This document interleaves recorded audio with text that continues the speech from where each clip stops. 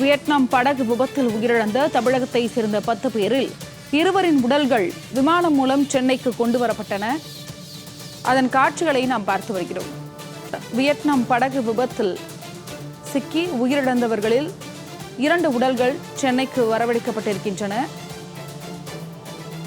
Vietnam நாட்டின் ஃபுபு Kwok தீவு அருகே கடந்த 11ஆம் தேதி சுற்றுலா படகு கவிழ்ந்து விபத்து ஏற்பட்டிருந்தது.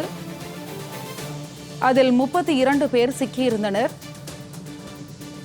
விவரங்களை வழங்குவதற்காக செய்தியாளர் லாவண்யா இணைப்பில் இருக்கிறார். லாவண்யா, வியட்நாம் படகு விபத்து கவிழ்ந்து பெரிய விபத்து ஏற்பட்டிருந்தது. அதில் நிறைய பேர் சிக்கியிருந்தாங்க. அதுல பல பேரோட உயிர்கள் போயிருந்தது.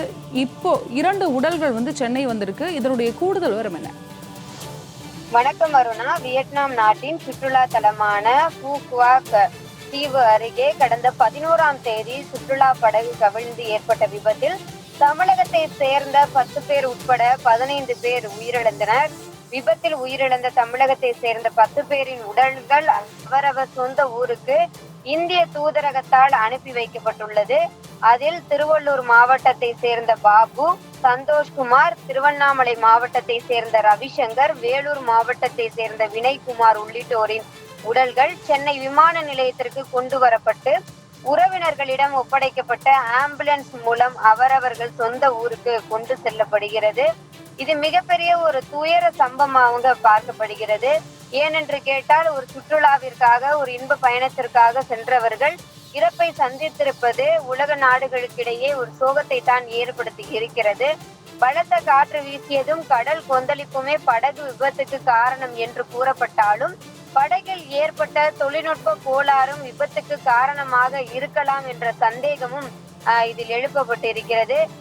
குறிப்பாக மீட்பு குழுவினரின் உதவியுடன் மற்றவர்கள் மீட்கப்பட்ட நிலையில் ஒருவர் மட்டும் கவலைக்கிடமான நிலையில் மருத்துவமனையில் சிகிச்சை பெற்று வருகிறார். உயிர் பிழைத்த 14 பேர் சிகிச்சைக்கு பிறகு இந்தியா அனுப்பி வைக்கப்பட்டிருக்கிறார்கள். தமிழகத்தை சேர்ந்த 10 பேரின் உடல்களை அவரவர் சொந்த ஊருக்கு கொண்டு வரும் நடவடிக்கையை மேற்கொள்ள சேலம் டிஐஜி சந்தோஷ் சிதிமானி தமிழக அரசினுடைய சார்பில் வியட்நாமுக்கு சில தினங்களுக்கு அனுப்பி வைக்கப்பட்டார் என்பது குறிப்பிடத்தக்க ஒன்றாக பார்க்கப்படுகிறது. மேலும் கேரளாவை சேர்ந்த 2 பேர், ஆந்திராவை சேர்ந்த 3 பேரும் பலியாகி இருக்கிறார்கள். கோயம்புத்தூர் விமான நிலையத்திற்கு 6 உடல்களும், சென்னை விமான நிலையத்திற்கு 4 பேரின் உடல்களும் விமானங்கள் மூலம் கொண்டு வரப்படுகிறது. அருணா, உங்களுடைய தகவலுக்கு நன்றி லாவண்யா.